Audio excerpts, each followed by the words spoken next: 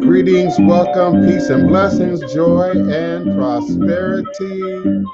All is truly and indeed a blessing if you can just see beyond the veils. Come on in, the fire is hot, the water is a-boiling. It's time to put something into this pot. Welcome this new month, this new week, this new day.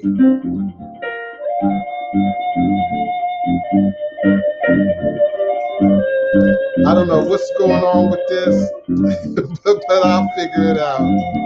All is a blessing. Yes, welcome. Come on in. Who will sit with me today? Come back home to Africa.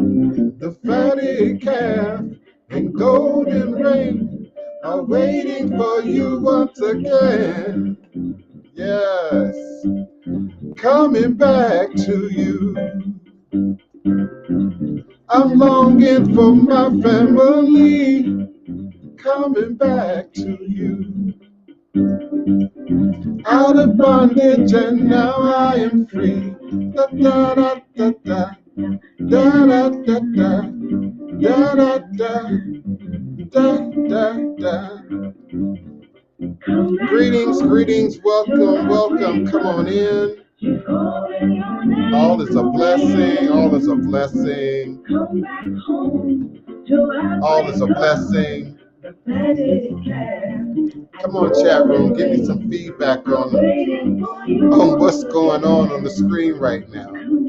I think there's a blue screen turned on. I've just got to figure out how to turn it off. Peace and blessings, beloved. Welcome. Come on in, Rollins Brown. Welcome. Come on in. All is a blessing, beloved. Come on in. Ashe, Asheo. New day, new name, new identities, new personalities. What's happening? Mixed Sage Hall, greetings, beloved. Welcome. Chantel's World, greetings. I don't know what I did. I think I did something in a Zoom. I was in a Zoom meeting, and I think I may have shifted something that turned my blue screen on. So you're seeing a bit of extra on the screen right now, and I don't know quite how to turn it off, so I pray it's not a distraction. Greetings, beloved Nathan Burns. Come on in. Come on in. I got a word for y'all today. Come on in. I want to talk about spirit and God and religion and spirituality and indigenous practice. I want to talk about the Kemetic people, the ancestors, the indigenous ancestors. I want to talk about the megalith builders today. So come on in. Greetings, Kat. Chuck Woo. Come on in, beloved. Kim Gladden. Welcome again, beloved. Regular participant. Craig Burns. Thank you so much for taking the time out of your day to be present with us. Keona D. Carter, welcome, beloved. I was thinking about you yesterday. I said, now I've got to find a phone number on this sister. But thank you so much for being with us. All is a blessing.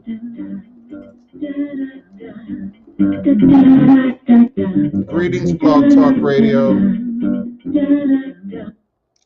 Eshu Alek Buana Kosi Were Awu Onlo Uto Ne Iwo Ada Afanbo Osi Obatala Mi Ita Ni Ibo Ne Ilio Oban Eshu.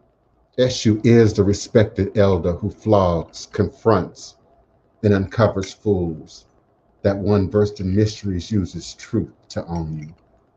He causes scatter to feed poverty. Obatala shakes rascals to have sacrifice. The owner of warnings is the one who is Eshu, Aboru, Aboye, Aboshishe, Ashe.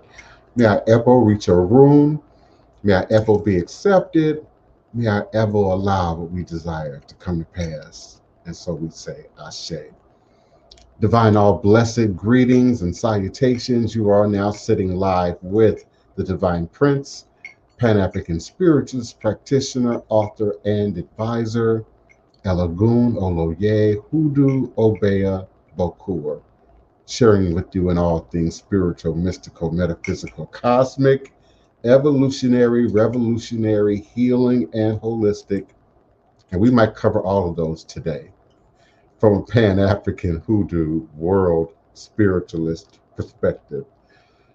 Understanding that all is truly and indeed a blessing if you can just see beyond the veils, for it is all just an illusion and a test and one of the greatest divine mysteries of this life cycle. I welcome each and every one of you. I'm always humbled, truly humbled and appreciative by those of you who take the time out of the middle of your day to participate and be present in this shared sacred space at high noon U.S. Central Standard Time on many platforms. Blog Talk Radio, I believe we're still on Periscope, though I heard Periscope is ending soon. Too many problems with Instagram, so I don't struggle with Instagram, but Facebook, my EarthCam page, and of course my YouTube page, where many of you share the podcast in archive. And so I'm available also right here in the StreamYard. Greetings, Shamafia, right here in the StreamYard chat. And give me a moment and I'll put that on screen. So that's scrolling now at the bottom of the screen. Alafia, beloved, tell it like it is. All is a blessing. And so you could always use the link to sign in with us and be a live participant with us here on the show. I'm trying to copy and paste my contact information, y'all. You could also call us at 845-277-9143, 845-277-9143.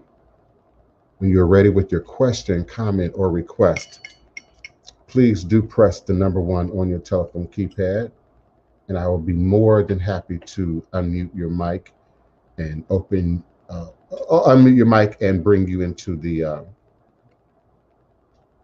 conversation.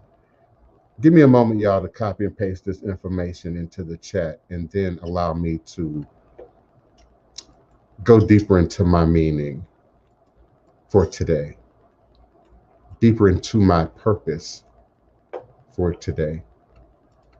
I've been working out, which is something I've never done, to be quite frank. Even when I was a very young kid, I didn't work out. I didn't do sports. I didn't do athletics. It just was not of an interest to me. And I'm at a place in my life and chronologically in the years where it's important for me to do all that I can to play my part in not just being physically well, but spiritually well.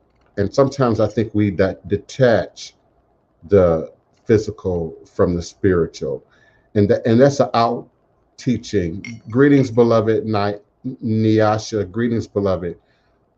It's a teaching of this Western industrialized, capitalized, commercialized sort of world that we exist in. Our ancestors understood that there was no separation there, that there is no physical wealth, there is no physical health without spiritual health, wellness, wholeness. And so many of my regular listeners have heard me say before, I am because my creators are. All powerful, open, receptive to all that operates for my good here and now in this most present moment in time space. I create and recreate my reality that mirrors my best interest. And so I think one of the greatest lies, one of the greatest deceits that's ever been sold to us. It's that somehow we lost connection with spirit, that we lost connection to our root, that we, come out of this dark period and are now somehow growing up out of the cotton fields of America without any real unbroken connection to the source. And I offer you today that there is no unbroken connection. I offer you today that we've never been cut off from our ancestors. We've never been cut off from our spiritual power. Indeed, it has had to manifest under various circumstances throughout the world. And indeed, that would be humanity. We sort of go through an ebb and flow, if you will, of growth, of evolution on the planet. If we look back at the earliest documented archaeological footprint, and the development of Neanderthal man and Cro-Magnon man and Lucy and Eve and development into sort of the humanness that we understand today, there's always been a bit of an ebb and flow, a period of growth and then a period of recession, if you will. Some of us believe that there was a time of great power on the planet, great intellect, great spiritual wealth, but also the ability to heal and to do feats of what we would call today magic. Some believe that only to be legend. But when we look at the megaliths, the pyramids, and the great structures around the world, we indeed have a footprint that suggests some greater sense of understanding that we are somehow now regrowing into, reviving again in this dispensation. If you're familiar with the story of Mu and Atlantis and some of the other great civilizations that were said to have existed prior to this time we now occupy in history, there's always the downfall due to ego or due to excess or due to abuses of technology and power. But one thing that I've found to be a consistent presence, whether we're talking mythological history or archaeological history, is that of the use of quartz crystal minerals, gemstones, in terms of spiritual growth, healing, and indeed powers and knowledge that's lost to us today. I like to focus in again on the megalith builders and those who existed long before our time. And when we think of Homo erectus Pekinensis, we're talking 500,000 BC. Quartz tools and numerous pieces of quartz crystal were found with the remains of Peking man in Beijing. And according to the original excavation report, more than 10,000 stone tools have been recovered since the site was first excavated in 1921. 44 different raw materials were used by the ancient inhabitants of the cave, and 89% of this raw material is quartz. The remainder of the raw materials used include 5% rock crystal.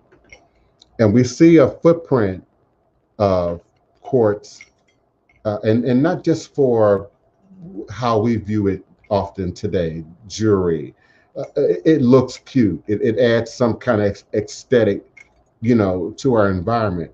For indeed, there were other minerals, there were other materials, there were other metals, there were other sources that were often available to them beyond just quartz.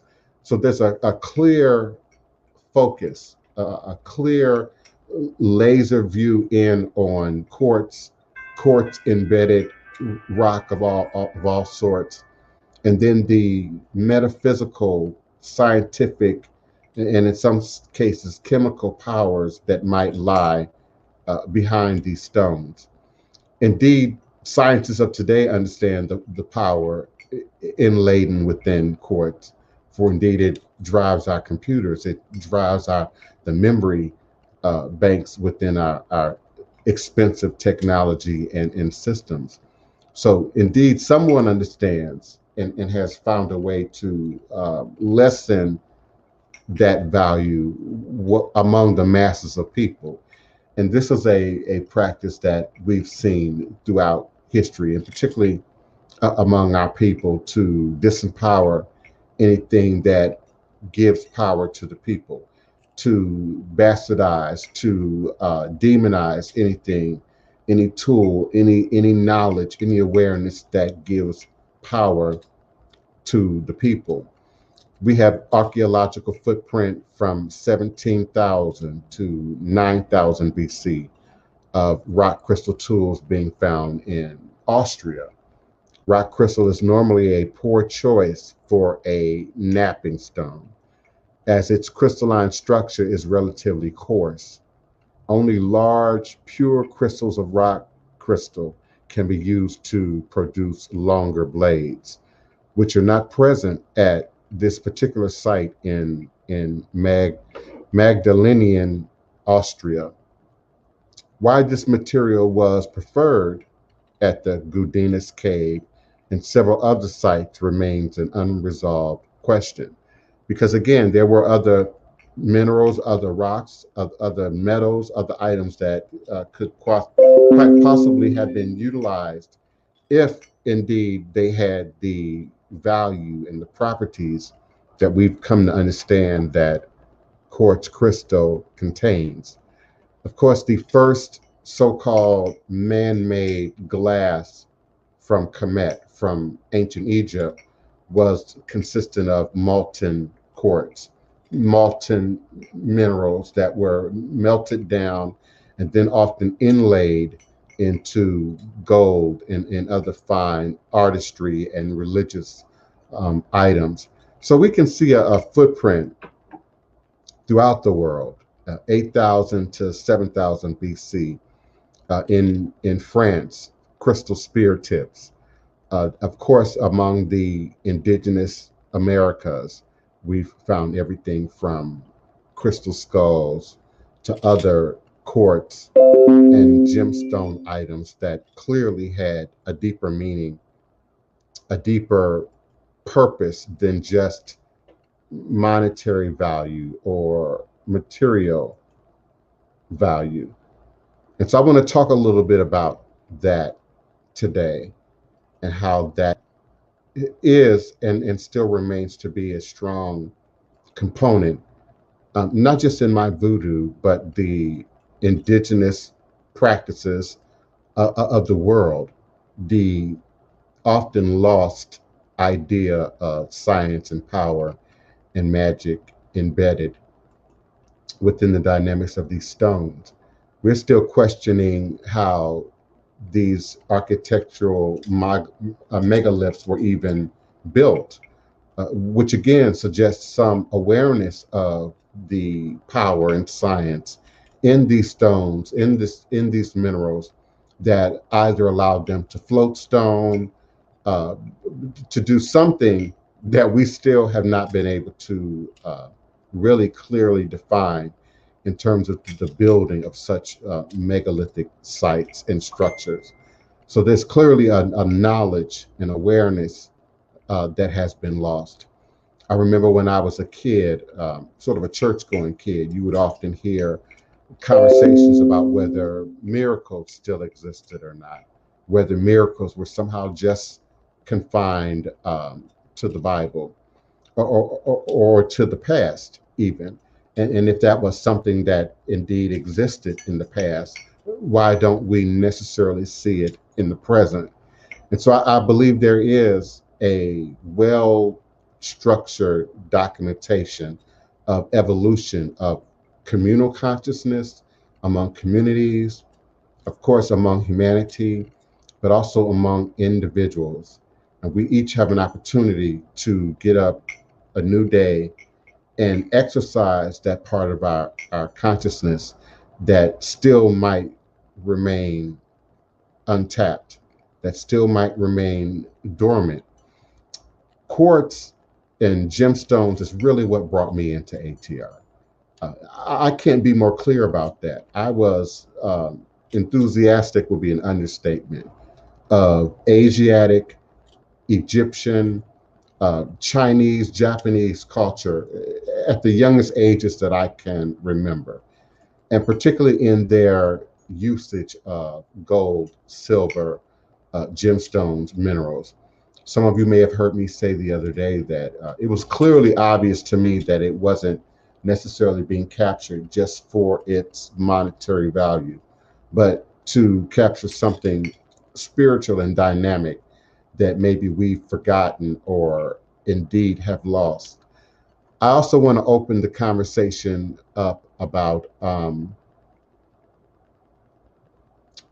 alien intervention, which some of you know that's another one of my favorite topics. The idea, the notion that humanity, life, if you will, has been able to evolve in almost a perfect laboratory-like scenario here for us on Earth, in a way that we still, up until this point, have not been able to detect in other locations in the universe, though many of us assume there is indeed life in other places of the universe. But the idea that this is somehow natural selection, that this is somehow just an organic process of, minerals and meteorites and comets flying through deep space to create the reality that we live and exist in today. Many now expound an interest, if nothing else, in alien intervention in our development here, on this planet. Greetings, Neophyte Bakur. Greetings, Anthony X.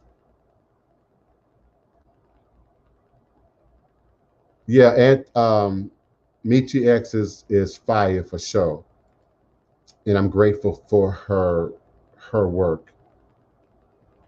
Thank you so much, Neophyte Bakur, for joining in with us, and all my regulars, Kiona, Chef Bougie, the beloved Arisha. Almost everybody here is a regular. Everybody here is a regular for the most part. Kat Chukwu, you might be new, and we're grateful for your being present, and we invite you to join the conversation. You can turn on your webcam and follow the link that is scrolling, as well as reposted in the live chat. Periscope, that's my Twitter. It always gets broken off in Periscope. So let me repost that for Periscope. Yeah, you can follow the link and join us. You can also call my phone line at 845-277-9143. And Neophyte Bokur, when you get ready, you can just come on in. Electro Vibes, greeting, beloved. How do I feel about the theory of Earth being a terrarium? That's absolutely, one of many possibilities. I absolutely agree that there's something more than what we understand going on. There's certain phenomena around the poles of the planet, for instance, certain anomalies within the planet's movement and activity that suggest that there's more indeed than what we are aware of.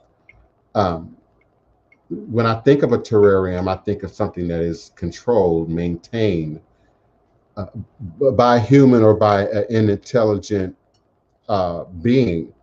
And so it still rhymes in with my sense of connection to alien theorists who believe that a higher mind, a higher power, that very well may have often been misinterpreted as a god, absolutely interfered with humanity, and not just in one place, but all over the place.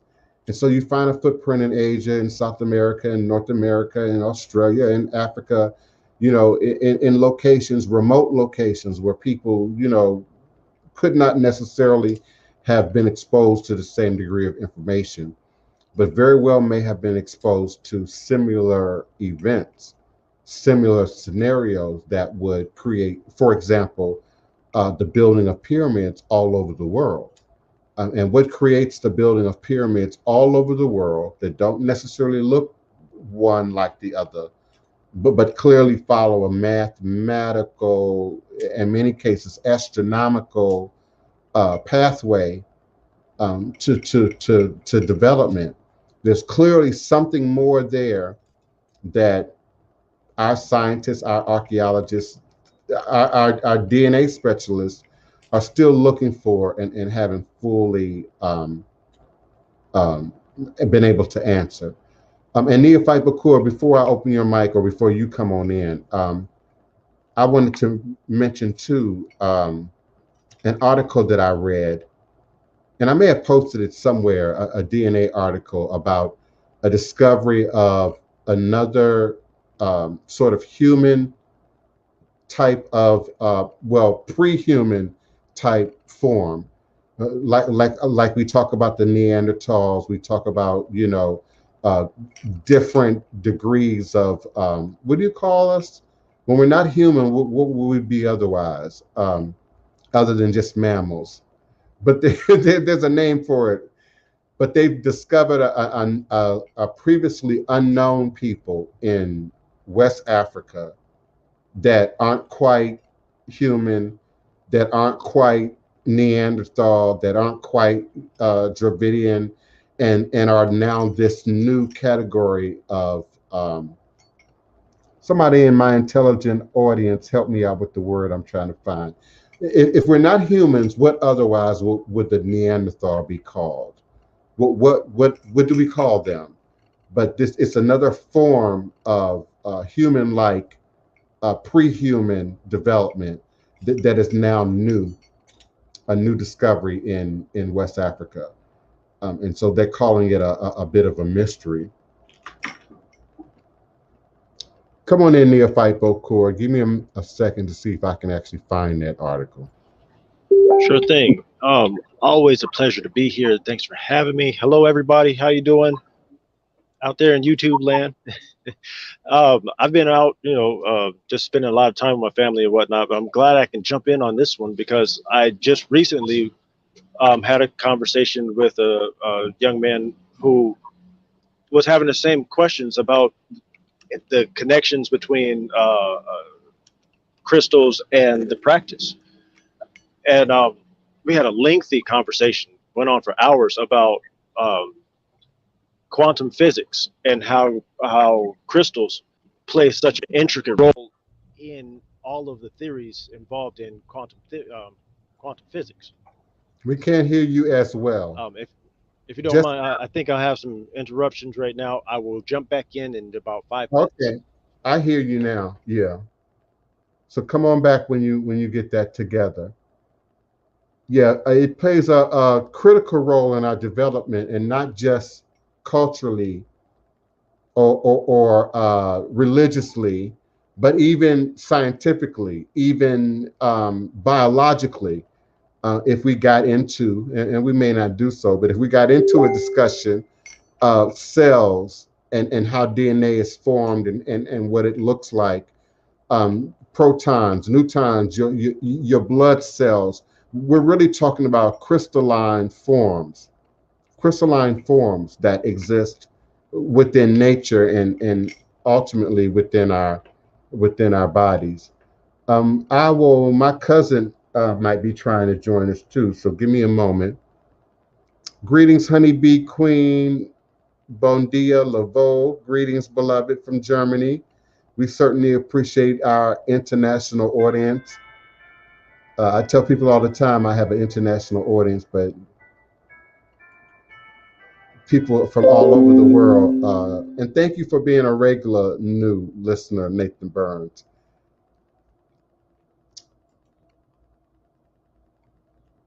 I'm not familiar with FaceTime, but if you want to participate here on the show, you would have to use the StreamYard link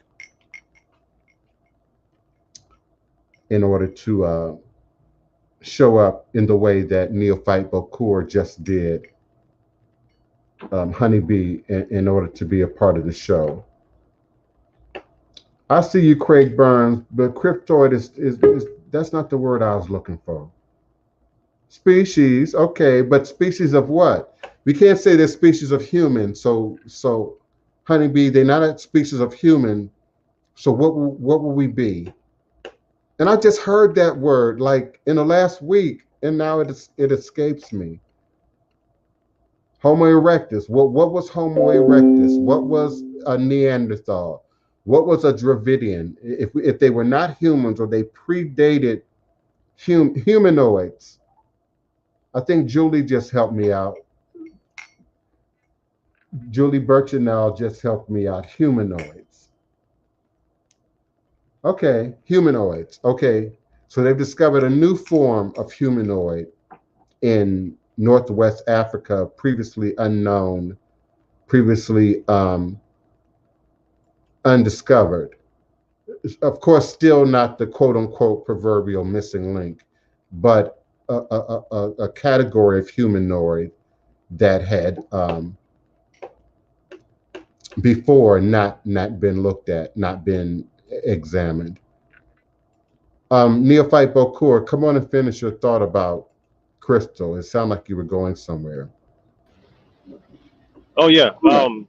My previous thought was on the link between quantum physics and quantum biology, and that link being crystals, the understanding of the different hydrocarbons that make up the different elements, the quartz bosons, the Higgs boson that they're trying to really unlock and understand as of right now with the what do you call that thing? It's a hadron collider in CERN, right? Essentially, what they're unlocking is the particle level of these things that are making up what makes everything, right? And what they keep finding out is that you still have to go down to the crystalline level. I mean, essentially, everything that makes up your body is in some way, shape, or form a type of crystal. Everything from how the chemicals are released into your body, how the chemicals are released from your brain into your body, your heart, your different, your kidneys, your liver, your thyroid. All of these are message delivery systems, and it's all functioned around micro, not even micro, I would say quantum level crystals. Thank you, Julie. Hominids. Hominids. Okay. Hominids, yeah. Go ahead, beloved. I didn't mean it. Oh no, not at all. It's just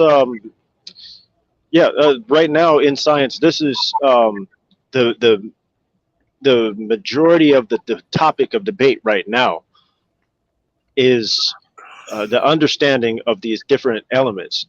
What happens to crystals when you super freeze them? I mean, absolute zero is you get a magnetic charge that fixates that thing in a locked position in space. Whereas it's not like a magnet where it draws it in or repels it, it locks it in space time. I mean, and these are the things that are involved with studying the function of a crystal. Like, what is it used for beyond radio or radio waves, what wavelength it operates on.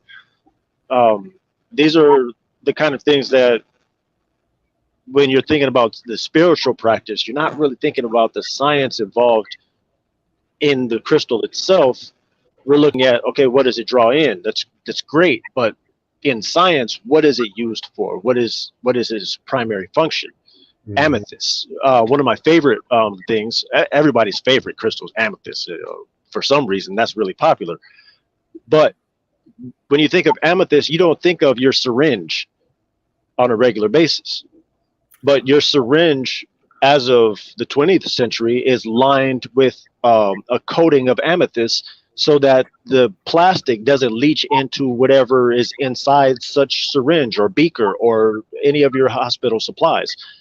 The chemical element for amethyst is CiO2. That's a hydrocarbon. Right? So, I mean, it can be broken down, and our Kemetic scientists, our Kemetic ancestors knew this on such a profound level that they were melting down crystals to use in other things. But this is like 7,000, 8,000 plus years ago. Right? So it's fascinating. What we're doing, what we're unlocking now is amazing. But a lot of us are still stuck on just, what does it make you feel like? Well, it makes you feel like a lot. Elusive idea of what magic is. When we think about Ifa, and welcome, beloved Oloye, thank you for coming again. When we think about Ifa is a science. It's a binary coded mathematical science. And so when we think about the awareness that our ancestors and those who came before us had, the indigenous people of the world, the pre-indigenous people of the world, and their connection to nature, and how much of that knowledge has come and gone from civilization over time, depending on the dispensation of history that you point to the planet at any given point. We either are growing or evolving or regressing in some way in our awareness of what's natural around us. So we try to peg voodoo and crystal work, and Ifa and Afa as magic, but indeed it's science. It takes on a magical nature. It feels like magic. It looks like magic. It can most certainly appear like magic. But at its root, it's science.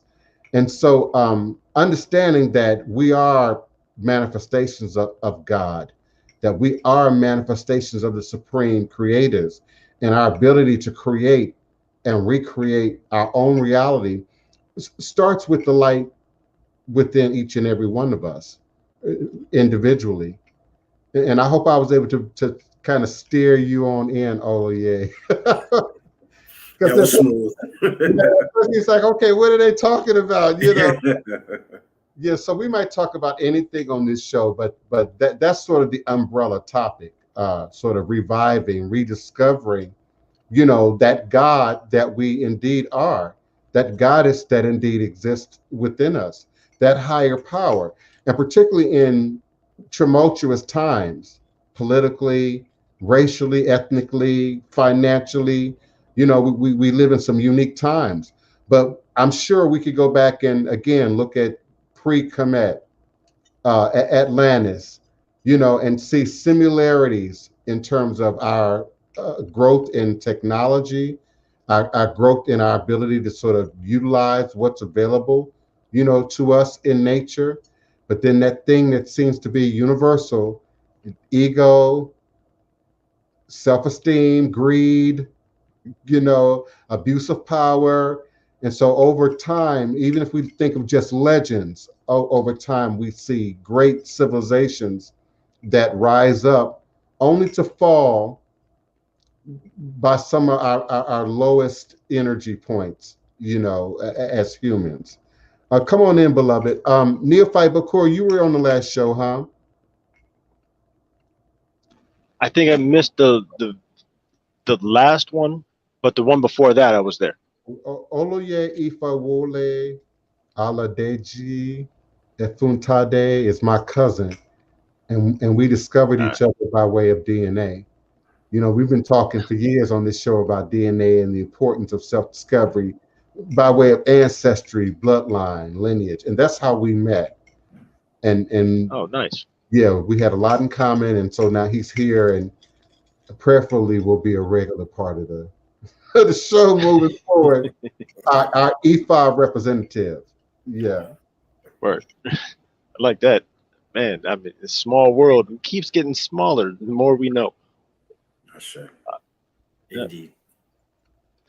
Now, again, one of those things that I noticed in science is when they're looking at a lot of these different things that they're discovering. Let's say the pyramids. Every time they dig deeper, they keep discovering that the technology that it would take to create such monuments, such megaliths, the technology would have to be greater. It would have to be bigger, right? It would have to encapsulate so much more knowledge in order to move such large scale works, stones, the material that it was carved from, the material that was used. The technology seems to be progressing as you go deeper, and as when you go deeper into your dig, you find that more time has elapsed. So we've been devolving over time as far as our intellect or what we're using as far as tools and things. Where in the medieval ages you have your Bronze Age and things of that nature.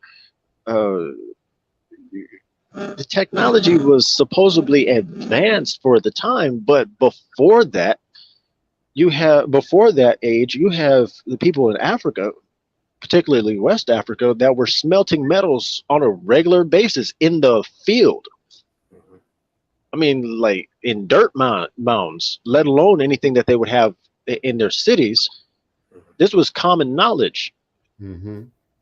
But then when you get into, European explanation of history and science, it kind of skips over. It skips over that, and then everything else kind of gets ran into the mud, per se. Kind of. And it still begs the question: what happened? Yes. How does a planet of sort of advanced people be sort of brought to their knees in such a way in terms of evolution and our ability to sort of connect with science? Islam and Christianity would have you to believe that it's, disobedience to God, falling out with the spirit realms, and then sort of redoing humanity, remaking humanity sort of over. And I've always viewed it as a continuum process of us sort of evolving and devolving, but still steadily sort of returning to our God self, our God consciousness. Go ahead, Oloye. Well, from my perspective, I would suggest that if we look at the early history that our ancestors and forefathers talked about, they talked about the influence of those who've come from the other planet down here. So yeah, we'd be talking about aliens, right? And we'd be talking about how those that came down here brought the higher technology, the higher science, the higher knowledge and wisdom down, and then amalgamated and incorporated as they intertwined or intermarried into those who were here. So therefore, the higher level science, how do you build, the pyramids? Today, there's still no idea from most of how they still stand, right? And we know that you have the perfect technology and the perfect science, the perfect angles, all of those things tied in together that will allow for them to remain timeless. And so the more, I believe, it's only my perspective, that the more that we have moved away from our own, meaning our own spiritual technology, our own scientific technology, our own wisdom of self and understanding and going back to that source, then I believe the more we've moved away and devolved, as you guys have talked about, rather than evolved by embracing those. When we look at at Egypt, right, or North Africa. We're looking at the Nuba people who then amalgamated into that land. So we're looking at this higher level understanding, wisdom, technology from the ancients. And those ancients, as much as we move away from the ancients and their wisdom and their knowledge, even though we try to embrace it, you know, we're still so much missing. There's so much knowledge that's missing from all of that, that we sometimes struggle then to fall back into alignment where it could take us even to a higher place. Yeah, Neophyte Bokur said something a moment ago, and forgive me, I can't remember exactly the wording you used, but it made me think about, you know, these pre-existing homonyms. And thank you, Anthony X and Julia and Julie, for helping correct my grammar and my word usage here. Denisovans is that other ethnic group. I'm sorry, that other homonym that I keep calling Dravidians. But I think there is a connection between the two, but that's another story. And also be aware that the phone lines are open at 845-277-9143. When you're ready, press the number 1 on your telephone keypad. I'll be more than happy to unmute your mic. But it's something you said, Neophyte Bokur, that made me think that, okay, for instance, babies are born and they say that between birth and 5 is probably the biggest, largest growth spurts that we have, you know, throughout the course of our life. So I think about a younger hominin, some of these hominins that don't exist anymore, but them sort of being forced to learn nature and the planet and the environment at a much quicker rate than maybe what we're doing now. Stimuli, I think, plays a role. And so today with technology, and I mean simple technologies like heat, running water indoors, you know, toilet paper, things that people of my age even have parents or grandparents that can remember a time when they had to harvest their own wood every day and get the stove going before they could even think about cooking or even eating, you know, heating the house. When we look at what's mislabeled as third world nations or more indigenous people who are still hunting, gathering, you know, it takes a lot of skill to, you know, debone an animal, you know, to prepare that, you know, to be edible, and then not have refrigeration, not have processing available to you. So I think it's a sort of dangerous thing that we've been taught to look down on those who came before as somehow slow or backwards or not up with the times or lacking some degree of civilization. I don't think many of us could build housing for ourselves by ourselves if we were dropped naked and alone in the woods right now. Some of us might, but I don't think many of us could. I don't think many of us in this audience could fish, could hunt, could build and create a fire, you know, without modern amenities. And so that pulls on different areas of your brain, different areas of your consciousness. And so now we don't have to look for wood. We don't necessarily have to, you know, go and carry buckets of water, you know, from the river. And so our wiring now is indeed different.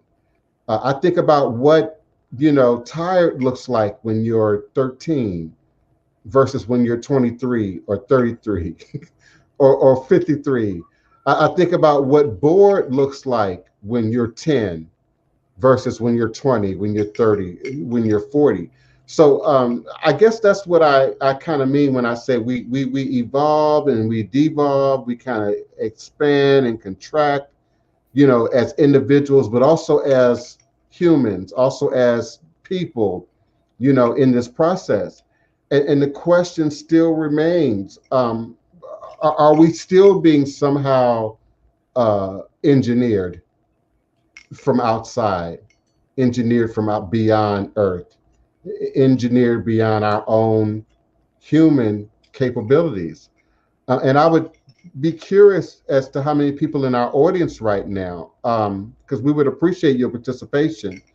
How many of you understand, accept, believe, or disbelieve any notion of alien intervention, alien science, and indeed something bigger than ourselves teaching us, creating us, kind of molding and shaping the direction that we have evolved as a race of people, as humans? And where are we evolving to? Are we being prepared for life beyond Earth? And I don't mean according to our comedics, that's exactly what that's exactly what they've written down on their temples, their tablets, their science, all points in that very direction. I mean, we're looking at, again, like I said, I keep bringing up quantum theory, and it's got my mind looking at all types of different things right now. One in which our light spectrum, the light that our eyes are able to perceive, that things that we are able to see as color, right? That's such a small portion of the actual spectrum that bombards us every day. Mm-hmm. Not just from the sun, but every individual planet gives off its own vibration, including our planet. We call it a precession of an equinox, but it's also a vibration. It's a long drawn out one, but when you get into long drawn out vibrations, you're dealing in red, infrared, and lower frequencies. Lower frequencies are still going to affect you the same way, and you're still going to perceive them. The problem is in my personal opinion, I believe we're still trying to look with just these two eyes and not realizing that if your nose is sensory based on hair follicles, then your whole body is covered in these follicles. What is it that you're feeling? What is it that your body is sensing, right? This is the information that is being transmitted to our bodies, like radio transceivers, like Bluetooth.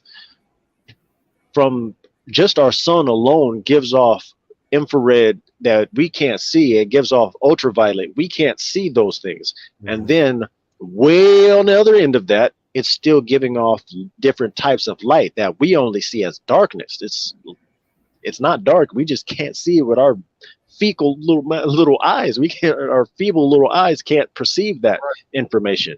That's the unseen. That's the duat. That's the things that they call feminine in the Kemetic science. Anything that is unseen is considered feminine, but our perception of it is a woman. And no, you can't see the baby necessarily when she's pregnant. So this unseen, this terminology is what we're lacking to understand the different types of gamma radiation that comes in, the different radio waves and frequencies that are literally light particles.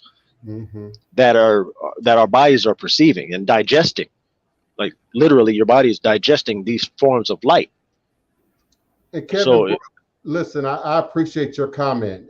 Kevin Brooks in the chat says we are putting in technology now, and Ogu said we've always had technology. Any point in history that we look at, we have technology. With every evolution, with every step of growth, with every step of advancement, with humanity, we've had some form of technology. But at the same time, we now have more technology. I'll give you a simple example, Kevin Brooks. Back in the day from which I came from, you had to remember your mother's phone number. You had to memorize your neighbor's phone numbers. You had to memorize all your boys' phone numbers, all your girlfriends' phone numbers. Now we got a cell phone. And many listening among the sound of my voice memorize very few phone numbers. How many phone numbers can you pull now, off the top of your head without whipping out your cell phone? So there's something that is changing that evolves and electro vibes, yes, that also devolves in our consciousness as we move forward. And is there a reasoning for that? Is there a math behind that?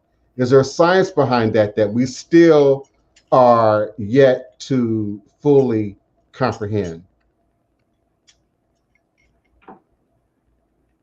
That's a really good point. Like, once you free up that real estate in your head of your thinking, you know, once you've freed up the fact that you don't have to memorize so many numbers anymore, so many different people's information, what else are you going to start ingesting? What are you going to ingest into your mind, you know, to use on a regular basis? You've got all this free real estate now. What are you going to use it for? Right. If we don't have anything there, then something can be put there.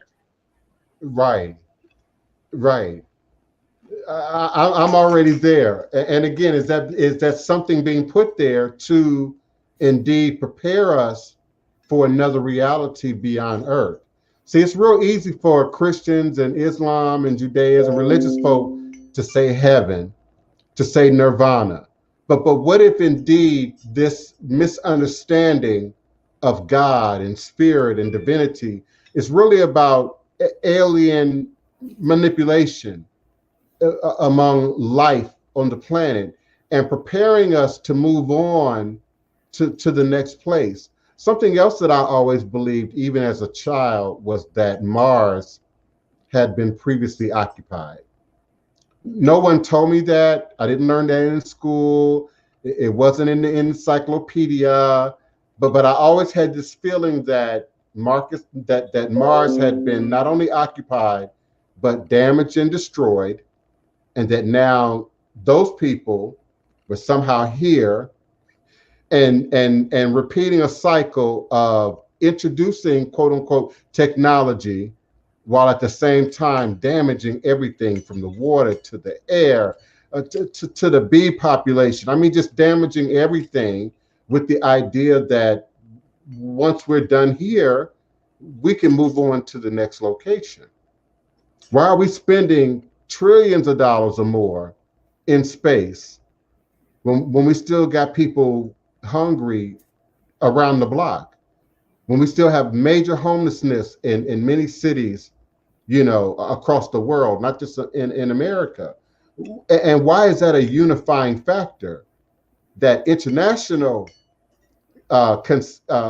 international agreement to spend trillions and trillions of dollars to go up in space. So even as a kid, I understood that there has to be something there that's already well documented. There has to already be some exchange that's happening that we've somehow been left out of the loop of. The Goddess Initiative says, I believe, that it was intentional for us to think that those things as primitive, or to think of past societies as not as advanced, when clearly that isn't the case. I agree, and I think there's some sort of forgetful spell that's also happening. If you think about, I'm going to now open up reincarnation and other dimensional zones of life, because I feel there is a forgetfulness that happens right at birth. Right at birth, you're coming out of the Orun, you're coming out of the realm of the Irumole, you're coming out of the realm of spirit, and there's a forgetfulness that takes place. And I rationalize it as, you know, there aren't many of us who could sort of occupy our heads with more than one life and that volume of information and then be able to function. There's a period of preparation, I believe, into this world when we're born. So there is a sort of a mechanism of forgetfulness that takes place. But when I look at culture as a whole, and we continue to move forward in supposed technological supremacy, again, there's a forgetfulness of history. There's a forgetfulness of the past. There's a forgetfulness of great civilizations that existed before. And we often find ourselves relearning lessons that we've forgotten. And so, again, is it just, you know, our frailty as humans, as humanoids, as homonyms, or is it another more digital because I start thinking like a computer. Neophyte Bokur, you just talked about erasing certain things in order to download and add new things to take on newer degrees of information. Our kids learn certain things faster than we did, yet at the same time, common sense and understanding some very simple things, seem to be really a struggle, generationally. So I see all of that as magic. I see all of that as voodoo. And Fa, Afa, Ifa, whatever language we're speaking it in, it's sort of the divine numerology, if you will, of this master computer of the universe, which is sort of regulating and presenting variables of destiny. I'm sure, Awo, you would like that. So that we either choose to align ourselves with. Some of those pathways can be strengthened, to align ourselves with destiny, but we can also do things to disalign ourselves and disconnect ourselves, and why does that sort of, if we believe the stories and the legends and the scriptures, why does that seem to be a reoccurring theme in the world that we must keep repeating, redoing, in order to grow? From one perspective, with Ifa, it's all about, and each rebirth is a new lesson. If we go and we say that, in the Yoruba culture, in Ifa culture, it's that we take our desire of what it is that we want to work on or learn or to grow in on each visit. We take and go in front of Olodumare, and we share with him, on this trip down, I would like, this, I would like that. And Olodumare either says yes, or he says, let's do that plus this, or he says, nah, on this trip, it's going to be this. So every rebirth that you go through is a rebirth that takes you into being able to grow off of experiences that you had last lifetime. And if you didn't complete the process of what you were supposed to complete in the destiny that you came down to fulfill, then it's like you then have to go back and get it right in order for you to move on to the next dynamic. So with all that being said, there's still in that DNA, it would seem to me that much of that which was done in the last lifetime, even though you don't logically remember it, but it's still part of your DNA. It's still part of who you are. And you still got to be able to address and correct and stuff as you see maybe things. And some things, when you're going through it, it seems familiar. And you try to figure out why it seems familiar.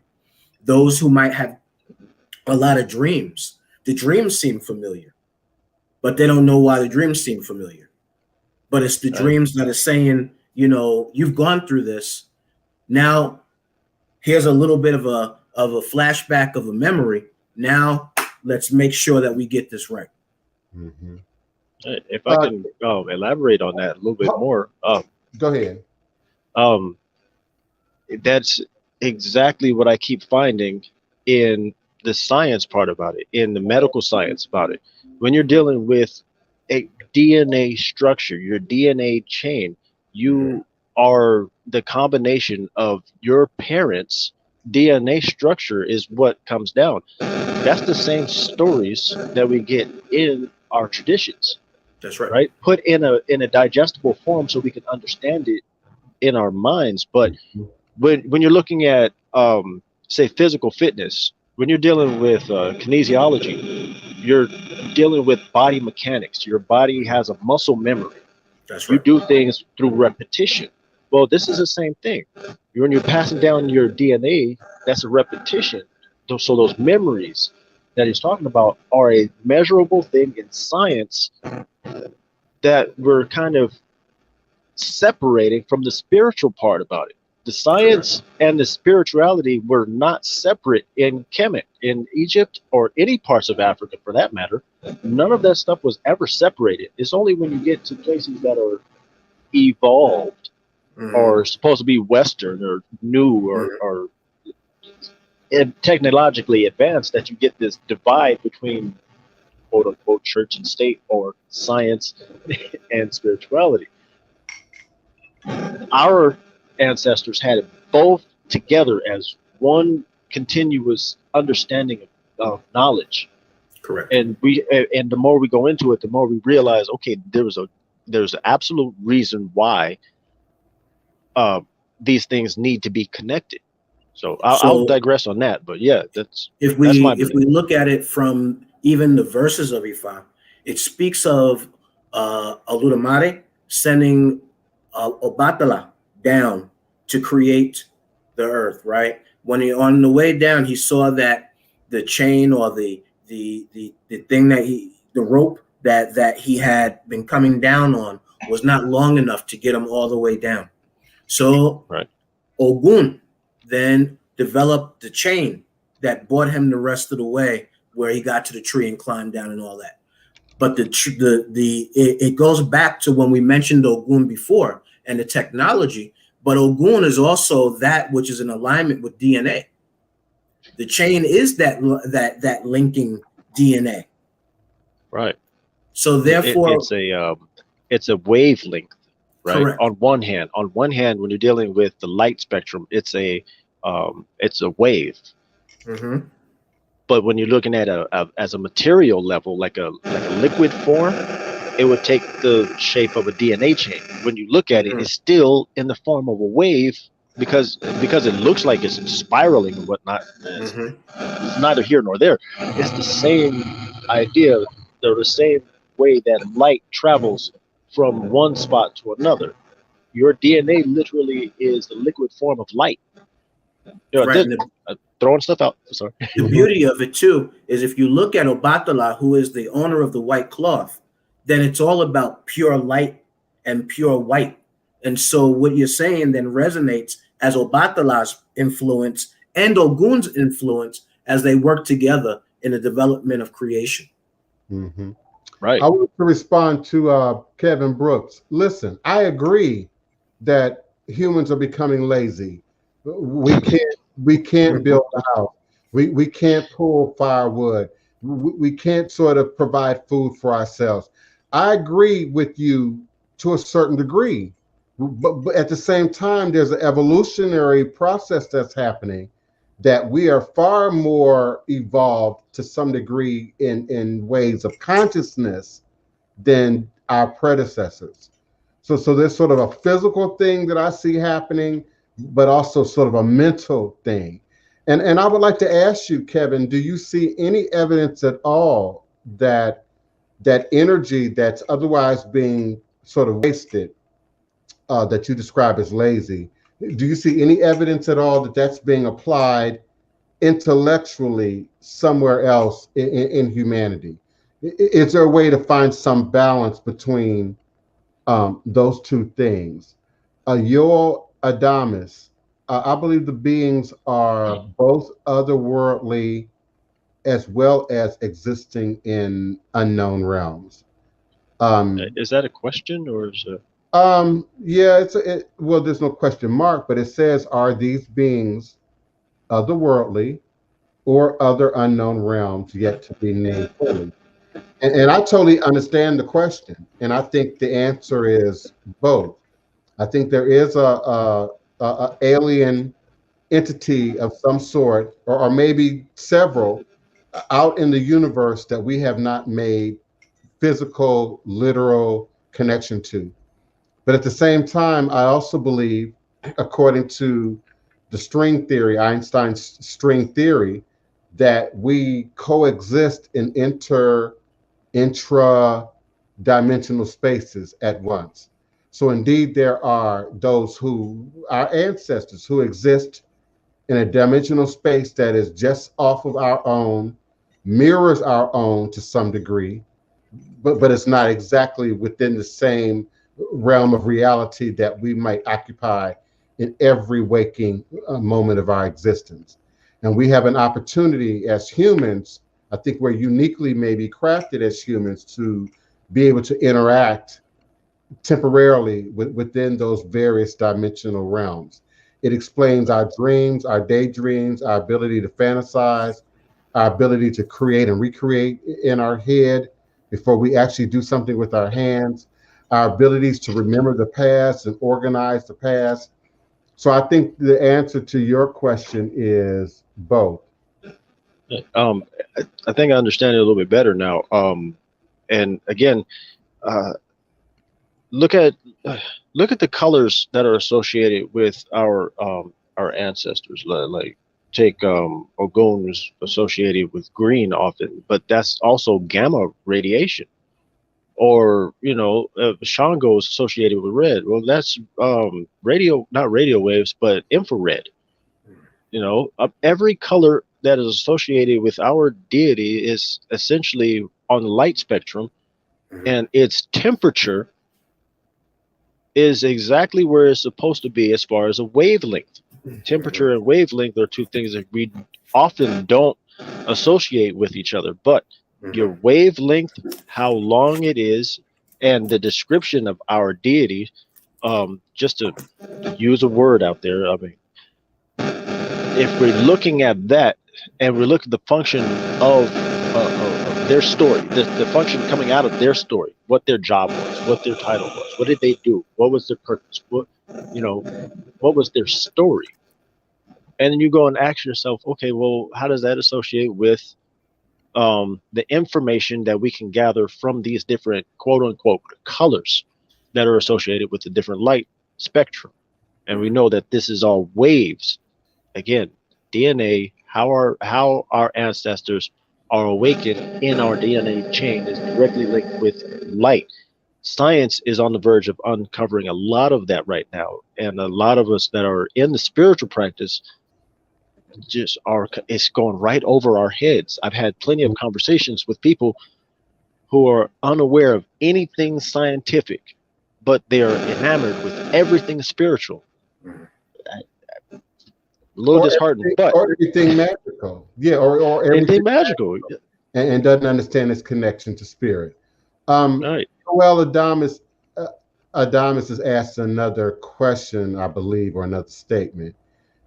Did it start with the forms we use now, or always been shaping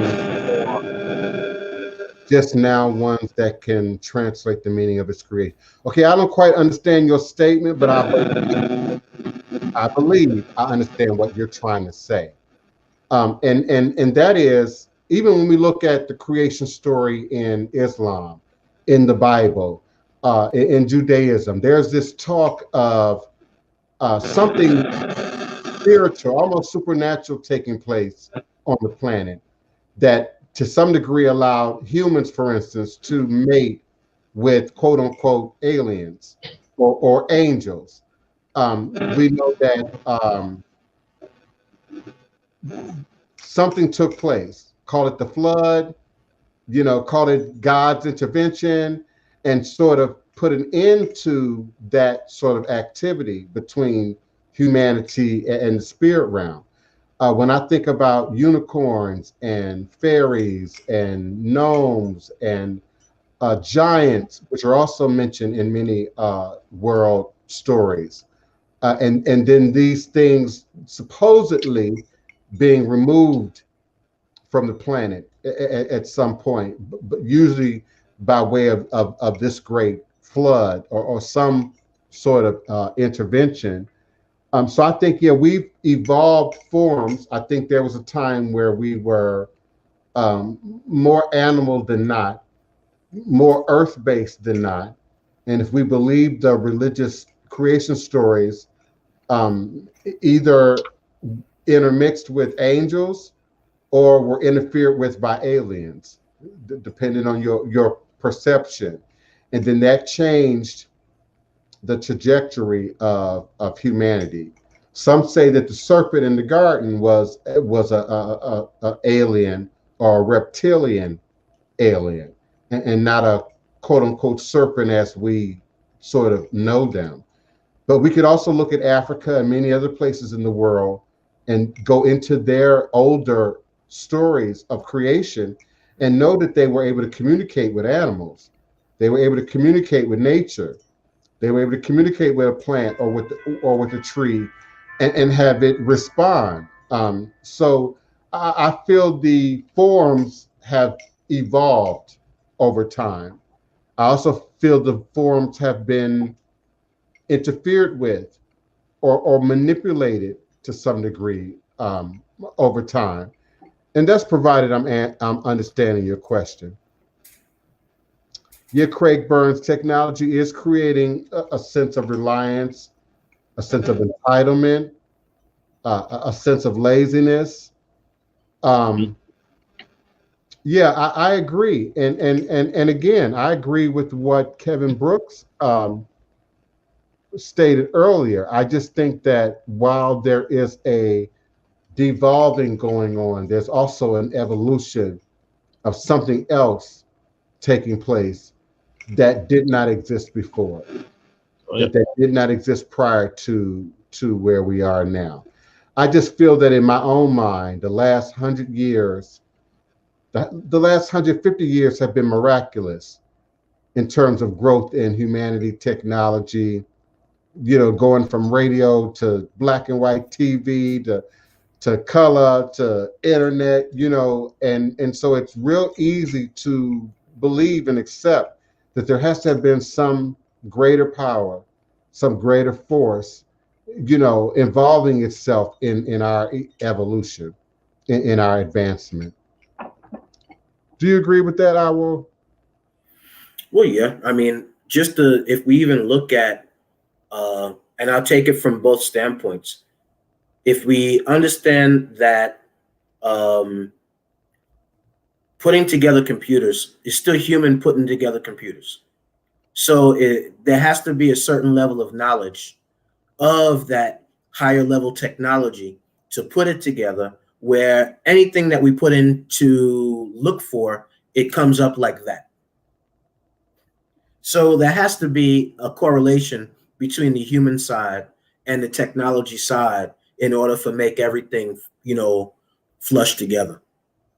I can't speak deeply about it, but I firmly believe that. And then from a spiritual side, if I look at the fact that the Odu Ifa is based out of the binary, then to me, Odu Ifa speaks of anything and everything that we go through in life. And so therefore, the science and the technology behind the Odu Ifa has everything within it. Everything from physical, emotional, mental, spiritual, and anything else that we can speak about. It's all found in the Odus. So there's a technology and a science that still goes into that brings all that together. And that's just a perspective that I feel that I have. I don't believe that is incorrect at all. That is right on, because again, I always like diving into the science behind it. And when we're looking at neurons and we're looking at positrons and neutrons, we're looking at synapses in the brains, or that's all based off of electric current, chemical electric current, which still operates either positive or negative. But when you start diving deeper into that technology, quantum biology is telling us that we're beyond, our brains function not just on and off switch, like our DNA does. Our DNA works on an on and off switch, but our brains and our hearts are the things that unlock that what they're calling superposition. Superposition is quantum computing, where you're in both states, both on and off, both positive and negative. But they can't figure out at what point, because apparently it needs to be a dry area in order for you to do this, but our bodies tend to do it anyway. Just like how bees fly, but like their wings are too small for their bodies to even support the weight. How does it happen? But it's a vibration there that they're using, not necessarily their wings. They're using a type of vibration, propulsion. Our bodies do that same thing in a synapse in our brains, in a state of superposition. This is how you can be aloft in your dreams, or you're kind of in your dream state, but you're not quite awake, but you're not quite asleep. You're in both at the same time. Correct. Then you look at your double slit experiment, and you see that the only way that a positron or a neutron could be measured in the first place is if it's being measured or looked at. This is how our bodies work on a molecular level. Right. Again, all of our ancestral stories told in a way that's palatable, that science is unlocking now. That's correct. So we're already ahead of the game.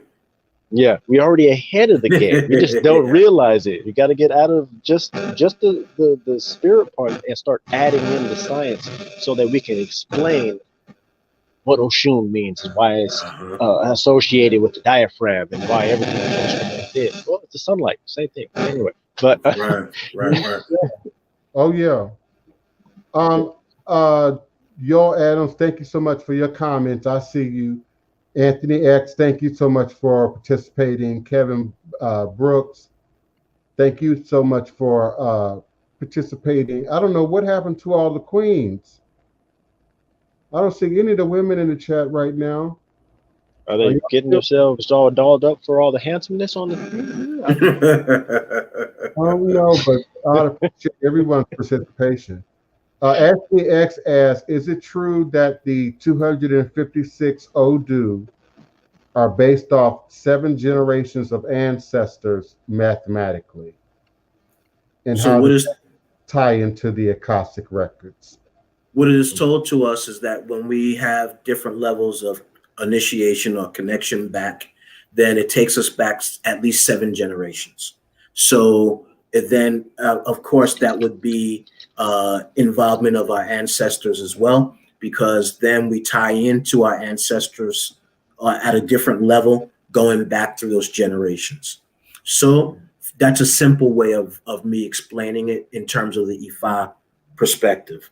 Yes, when we go through certain levels of initiation, especially going into Etefa or going into a specific Orisha initiation, then it allows us to go back 7 generations prior to us. I've got no permission to say anything on that, so I'm going to keep my mouth shut. Damas, we appreciate your participation. Asheo.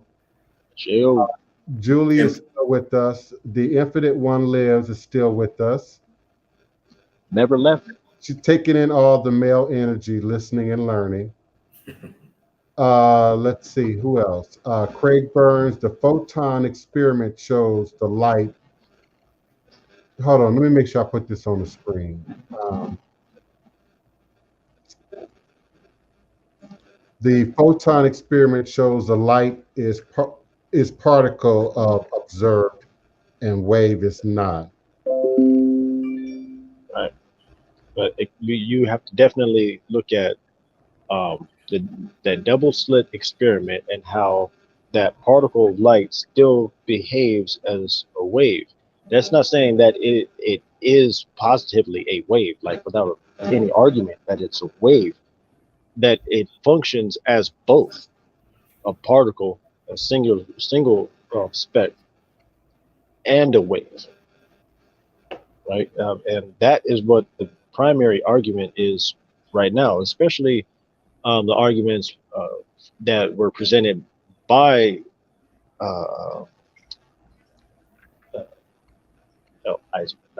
want to say Isaac Newton, but Albert Einstein. Like there's a long going argument about that, about whether or not a photon particle is a wave, or is it just a particle? This is how you get your particle beam in the first place, how you can actually have a facility like CERN where they're experimenting on this. But when they discovered the Higgs boson, then everything changed. Like going into that process, you're dealing with literally the God particle. You know, and the things that they're unlocking now, I mean, you have 16 different particles that you're dealing with, and there's in groups of, I don't know, 6, and there's still particles that they haven't even discovered yet, because they're still looking for more. just the ones that they have so far tell us that there is definitely measurable science for the spiritual stuff. They're still not trying to put the culture and trying to find a way to have it without tying in specifically our culture, even though That's what, the Dogons already proved the fact that it's ours, bro. as well as they don't desire to lose control. Right. So that's the reason why, it's said, that's the reason why they don't go into detail about aliens. That's the reason they don't go into detail about potential, negative calamities, negative events, that they don't want to create a panic, Right. If they told everybody that there wasn't just one flood, like Noah's flood and whatnot, there was multiple. First and foremost, there was two major ones that they actually know about, then that would throw off your whole Bible by itself. Among other things, but yeah. Yeah, that's a whole other argument. We won't go there. Yeah. Shamafia, I feel that our DNA is being affected, unfortunately, by many things. The water we're drinking, the food we're eating, radio waves, TV waves, microwaves, cell phone waves. I mean, our DNA is being affected by many things. And just like food affects different people differently, I think this interference also affects different people differently. So you have some who are unfortunately developing cancers and other, really crazy, health complications. And then you have some, who can smoke a pack of cigarettes a day, and live to be 100, and somehow it does not appear on the surface that anything has affected them. So I think that our DNA has been affected by everything, the amount of light that we are now exposed to. Many people are exposed to much less light now than I was when I was 18, 17. We spent more time outside. We spent more time out in the sun. We spent less time under fluorescent and artificial lights. We didn't spend as much time in front of the computer or the TV screen. So our DNA is absolutely being affected. And it goes back to sort of my response to Kevin. I mean, our DNA is being improved and damaged at the same time. Just keep living. It's being both improved and damaged at the same time. And the hope is that the next generation, those who live after us, somehow benefit from what's best, and what's regressive or what's not so useful will eventually, fall away. And that sounds to me more like natural selection. But when you have humanity getting involved in determining who survives, what neighborhoods get the power lines, what neighborhood gets the 5G towers, what neighborhoods do not get access to fresh fruit, fresh produce, fresh meat without traveling 3 miles, away from their house. That's me, by the way.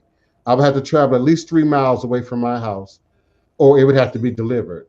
But there is no grocery store in my community. There's no grocery store in my zip code, and that's the case in many of our communities. So there's so many things, Shamafia, that are affecting our DNA. Waking up unnaturally. You have to punch a clock. You got to be at work at a certain time. So you're getting up to an alarm clock, not to the sun, not when your body says, okay, you've had enough rest, but we're getting up under unnatural conditions. Boxed cereal. I've always had a fear of cold cereal. I'm not going to disparage any particular brand because I don't want to be sued, but I don't trust cold cereal. I just don't. You got cartoon after cartoon commercial. This one's got a scary monster on it, and this one, might make you turn green, and we're feeding it to our children, again, under duress, because many parents are either already on the move or having to be on the move, And so, you know, we don't have that time to cook, maybe chop some produce, you know. Now I'm sure there's some vegans listening to me right now that tell, well, it don't take no time, you know, to cut up some produce, to cut up some fruit, you know, to pour some nuts in a bowl, you know, but our cultural lifestyle, you know, particularly under the West, under the white man, under colonialism, under capitalism, under commercialism, is just artificial to its core. So everything is affecting our DNA. I believe that. I also believe that we can repair our DNA through certain efforts. Again, what we eat, how much time we spend in thought, and what you think about. I take the time to think about health, wellness, balance, spirit each and every single day. And it has to be in your prayers, it has to be in your mantras, it has to be in the oriki, it has to be in the chants. You know, we create and recreate our reality with our mouths. And of course, with our actions and our activities, but indeed with our mouths. So there are many ways that we can sort of counterbalance some of the effects on our DNA and our energy right now, if we would just commit to first being aware and then doing so. If we don't want to use the terminology, let's think Craig about. Burns, I'm sorry, y'all. Hold on. Craig Burns says our observances change the expression of light. I learned that just maybe in the last 2 years. I also learned scientifically that our bodies are able to emit light. I didn't know that until the last few years. So indeed, what you think, what you observe, what you repeat, what you take inside affects not only your DNA, but your expression of light and your ability to operate within that light, whether it be for creative healing, wellness, you know, for the ability to repair and renew. But absolutely. Yeah, that's a good statement, because I like to think of light, instead of just thinking of light as just that word by itself. I like using like radiation. You know, what radiate or what resonates. In quantum physics, they use terminology like resonance, you know, which is the same as, you know, technically as vibration. Vibration is still light. If all of these things are interchangeable, then how we word our sentences would affect exactly how we understand what is being conveyed to us. I mean, we keep hearing light this and light that, but we don't associate that with radiation of any kind. Our bodies do emanate light in the form of radiation. You know, right? But we don't want to say radiation, because radiation sounds like, oh, terminal cancer, I'm going to die. You know, it doesn't sound attractive. It doesn't sound like a nice word that we should be using. But it is. It is definitely a word that we should definitely put more into our vocabulary and start breaking the chains of positive and negative thought on these different terminologies, because in science they don't use that as a positive and negative. So it's because it's too confusing. It is way too confusing to have your understanding of light as anything else other than radiation. I think though what winds up happening is like everything gets drawn into energy. Right. So when we look at Ashe means energy, right? So whatever we take in or whatever we disseminate out, like we have to like process what we speak out, because then with the Ofo Ashe, it says that whatever we speak out then will come to manifestation. So therefore that's still light. It's still higher vibration. So a lot of it will be energy, but then it'll be high vibration, low vibration, right? So the people that we deal with, if we deal with people from lower vibration, then sometimes we then take on their particular vibration instead of the continued elevation of our own vibration. And then some of us are working from a low vibration because that's what we've been, having to deal with our life, to grow into what is higher vibration, what is a elevated status of energy, what is that light within ourselves, right? The old church song, walk in the light. Well, what does it mean? When you walk in the light, then you're walking in truth. That's science right. Is truth, because you have to prove everything in science. And therefore you're walking in power. That's right. Light is power. That's right. All right, gentlemen, I'm gonna have to call it a day for right now. It was great speaking with you. I hope we can do this again. Yeah, I have a lot more information. Yeah, I'm trying to be a little more consistent during the week. My cousin's helping me to open up to maybe some titles and subject areas that I hadn't really thought about. I don't know if he realizes it, but he has everything to do with this show, just based on what we did. I did the last show and kind of rolled that into this show, and that's how we got here. So I appreciate you. I do. And we're going to only be here another 20 minutes maybe, and then we're going to also as well move forward. I also appreciate audience and listenership participation. The phone lines are still available at 845-277-9143, 845-277-9143. If you're listening by way of Blog Talk Radio, you can also follow the StreamYard link that's scrolling at the bottom of the screen, and also join us right now as a co-host.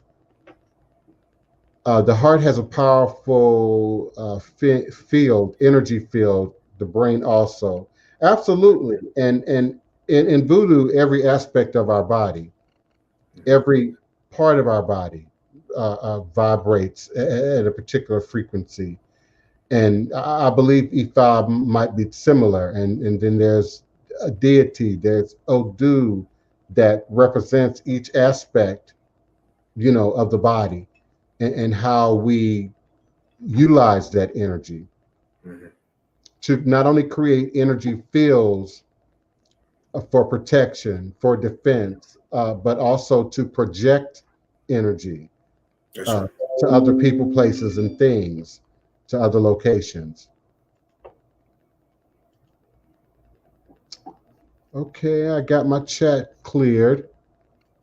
So I'm up to date on my chat, beloved. Very good, very good. I am, originally intended to open this show with some documents that I had been looking at over the years, really. Some of these documents I go back to frequently. Dissertations, paperwork that people do, for masters and PhD degrees at the university level, but primarily around ATR, traditional African-based religious systems, indigenous spirituality and religion.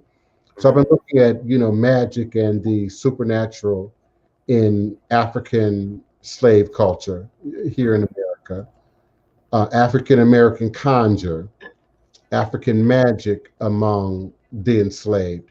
And so again, that idea that we somehow lost our God, lost our language, lost our knowledge of self, it's just really not completely a true factual statement. And indeed, we maintain our connection to the light, to the spirit. We were forced to change our language. We were forced to change our demonstration, but we never lost our connection. And powerful ancestors came out of that sort of that tradition, and paved a way for us now, who survived calamity, who survived disease, who survived, bad treatment and bad weather, and survived so that we now can and continue to survive. Thank you for on my phone lines. If you have a question or a comment, just press the number 1, and I will open your mic and bring you in. And of course, beloved, please feel free to speak your piece, Ifawole. Oh, no problem. We got about 15 minutes. Okay.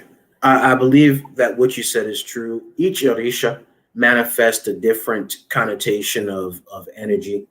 And a lot of times when we receive particular Orisha, it's because maybe certain things in our life, different things we went through growing up or experience, our personal experience makes it such that that particular Orisha is the one that steps up on our behalf, because that is the energy that we need in order to fulfill a complete healing. So the energy behind that Orisha brings a lot of different connotations from the maybe areas that we are ill, So maybe a certain Orisha like Oshun deals with prostate, bladder, all those issues down there. Then again, that's from maybe holding a lot of things in. You look at the community, the African-American community, the Black community, and you start to begin to realize that a lot of what we go through health-wise is talked about or dealt with by the Orisha that we might be manifesting. So, if you have Oshun, then you have to be careful and mindful of the things you hold in, because it then says that you have to learn to work with that and let that things go in order to heal up some of those struggles. Mm-hmm. Energy-wise, we know that there's different facets of these Orisha. So if we talk about Oshun, we're talking about beauty, we're talking about love, we're talking about sex, you're talking about intimacy, you're talking about all of these facets of an Orisha, which it says energy, light, energy, that particular energy that is either needed through you or that you are already manifesting a great deal of. So it all, to me, then ties in together in a very powerful way. And any Orisha that you might get, or any Orisha that you might feel connected to, then it might be that there's certain those aspects that are calling you, that are speaking to you, that are resonating with you. And so, I think when you deal with Orisha, you deal with Ifa, you're dealing with a very, very, very deep science, and a very deep, because again, it's not religion. It is the manifestation of our life. Mm-hmm. So in every step we make, we're stepping Ifa, we're stepping, Voodoo, Vodun, it means spirit. So every step that you step or take, you're walking in spirit, and you're always trying to make sure that your walk is in alignment with that energy, with that spirit, with that, with all of that, with the wisdom, because we speak about wisdom. Ifa, in a very basic definition, says is the wisdom of nature. But what is the nature?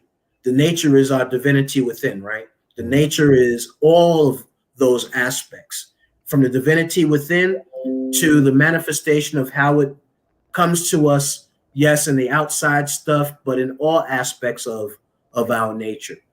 So all of that resonates with energy to me. And in order to go deeper into the study of our science and our traditions, and all of those realms, mathematics, science, all of those things are found in the realm of how we're walking, how we're talking, what we put out. We can either put out good light, or we can put out darkness in what we say and how we operate and how we're walking. That's right. I'm going to go to the phone lines. Beloved, your mic is open. Area code 937. Area code 937. Thank you so much for calling. Who's calling, and where are you calling from? This is Electro Vibes. Oh, okay. Greetings, beloved. Thank you. Greetings. First, I'm going to say thank you all for this powerful information today, because I don't normally get to catch you all the time that you're on, because I teach. So normally when I get the alert that you're on, I'm telling one of my little ones to sit down or something like that. So I can't really watch you. So we were off today and Friday, so I got a chance to, finally come back and hear you again. and be live. I just want to thank you for the information. Thank all three of you, because this was a discussion that I think needed to happen, and it needs to happen in our community. Yeah, I agree, and I'm sure you already understand as a regular listener.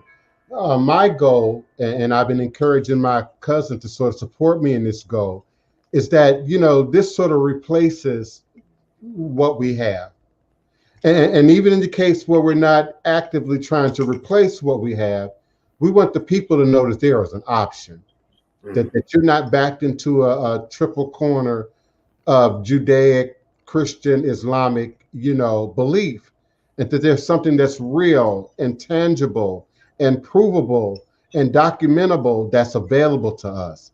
And to then not only apply that to ourselves, but to our marriages, our families, our relationships, our community, our village. So I indeed see a day when, there'll be more ancestral worship centers and more cultural centers that focus on our spirit practice than there are liquor stores and churches, in our community. Right. I live for that day. And that we return to nature, I don't care where you live. I don't care what city you live in. I've done it in all cities that I've been in. I find a way to get a pot, some soil. I find a way to grow something. And so we've got to reconnect to nature, to our food, the source of our nourishment. And so when we talk about humanity becoming lazy, the technology, comes in and makes things easier, washes our clothes, cuts up our meat. The technology does all these things for us that we once had to do. And so in my mind, that frees up room for us to really focus and specialize, on areas of higher importance, of higher meaning. So, beloved, that's why, I do this show. And Electro Vibes has been around a while. He's not a first-time listener.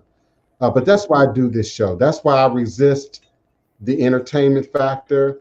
I resist, just clowning, for 2 hours. I resist, talking about witchcraft and lottery spells and all that kind of foolishness, because there's so much of it already out there.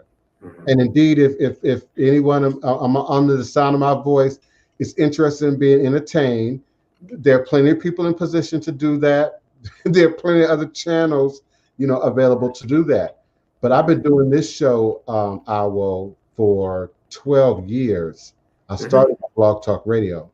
And so I constantly get feedback from serious mothers, serious fathers, serious individuals, serious families that really embrace this information, as sort of a raft in the midst of this sea of just confusion, and deception.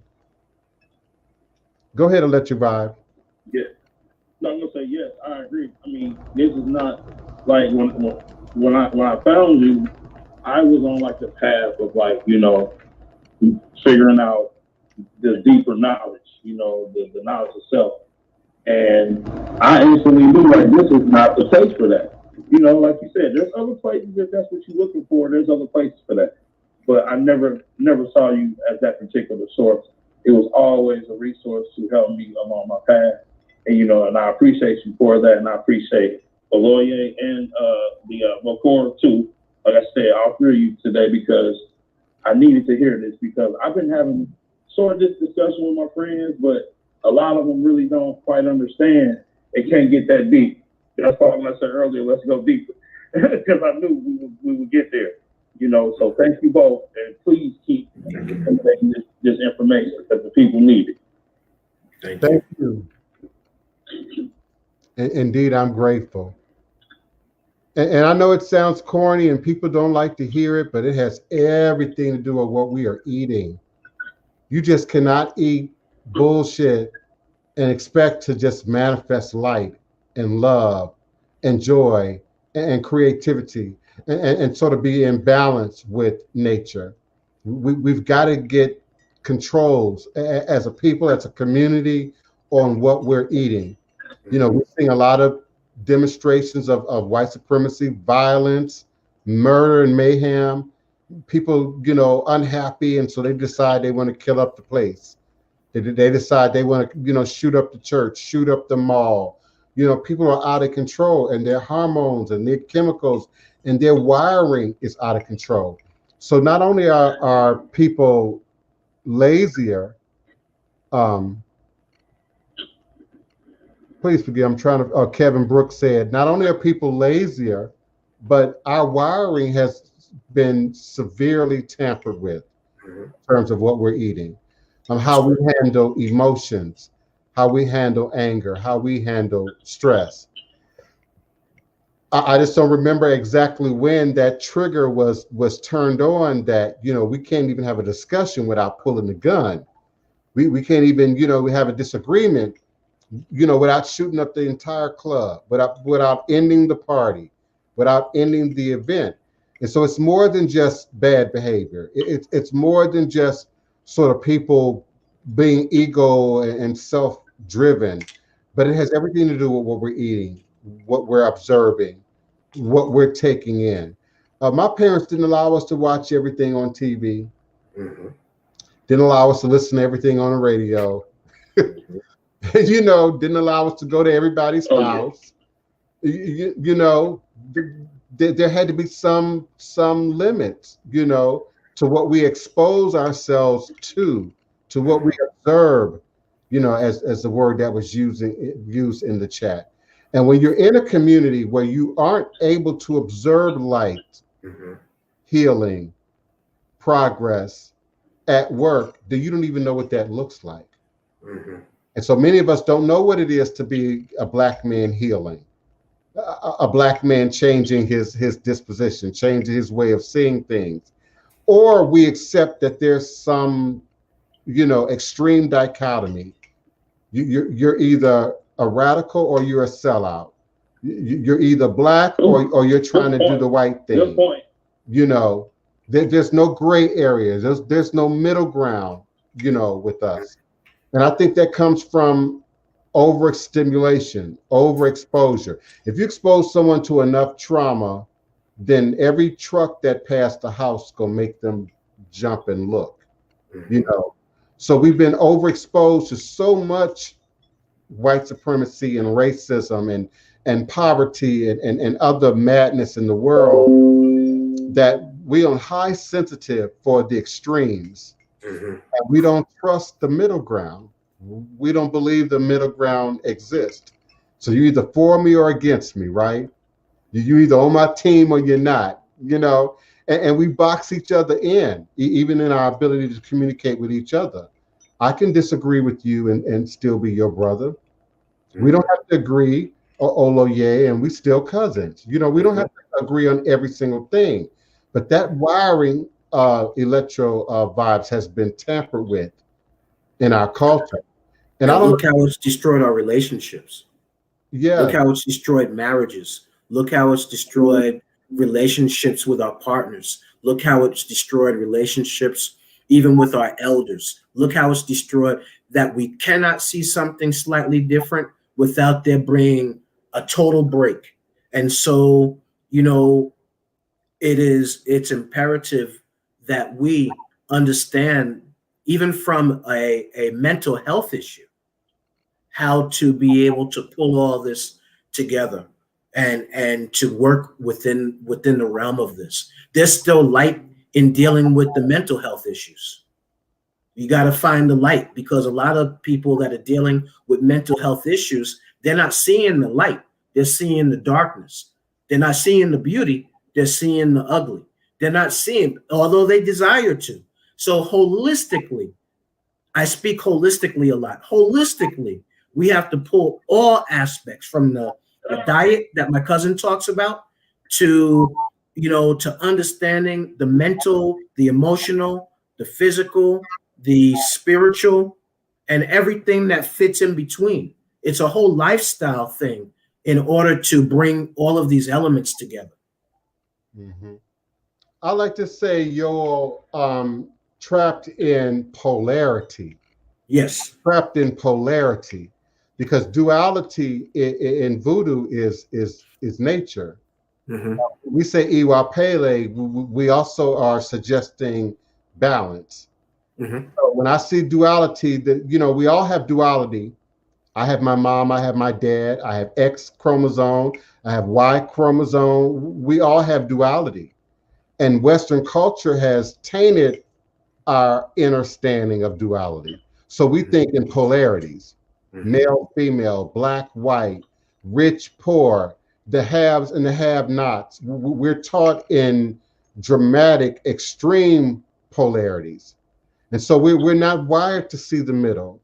We're not sensitive enough to see the middle. We don't trust it, because of what's projected at us through the spectrum of this society. So I agree with you. I would just substitute duality with polarity. That's when, polar opposites, things cannot come together. You have your electric magnetism, your positive charge, your negative charge, and they're by science designed not to sort of connect with each other. So I see polarity as an issue, that we can't come together because you have to believe exactly what I believe. You have to dress exactly the way I dress. You have to view life exactly through the scope that I view life. That's the polarity that we exist in right now, and particularly in America. I realize I have UK and Germany is in the room, and I have African listeners, Asian listeners, but particularly in America, that sort of polarity is a major issue that I discovered maybe in junior high school, that there was sort of this, you either on this team or that team. Because I first learned that I wasn't on a team. I first learned that I was somewhere stuck in the middle. And that made me see the polarities much clearer. I grew up in a quote unquote upper middle class environment. Yet I have brothers and sisters and first cousins who grew up in poverty, extreme poverty. And so that notion of polarities, you're either hot or cold, you're either on the left or the right, it sort of negates yin yang factor. It sort of negates Iwa Pele factor. It sort of negates that there's a certain balance to nature that must be present for things to continue and to continue in sort of a healthy way. And so this inability to coexist with each other often have a lot to do with polarities and how we view polarities, usually as opposites.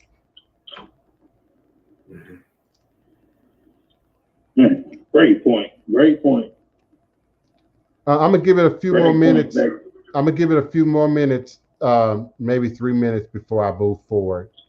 So Electro Vibes, if you have something more you want to say, please go ahead. Cousin, if you have something you want to say, please go ahead. And then I'm going to close out. Well, I just want to say, again, thank y'all for the information. And 90 seconds. That you made is a very valid one in our community that, I'm going to say it again, that needs to be addressed, whether it's from a group perspective or individual perspective, because you just said something that resonated with me, because I was one of those people for the longest time that it's either this or it's that. It's black and white.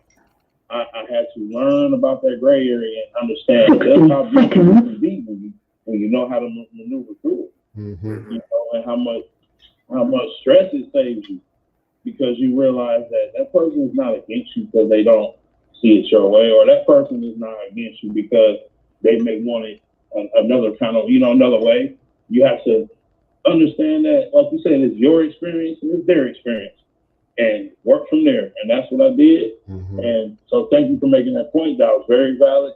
And everybody out there, do your shadow work, do your personal work, take care of just inside out, and put out good energy and watch what happens.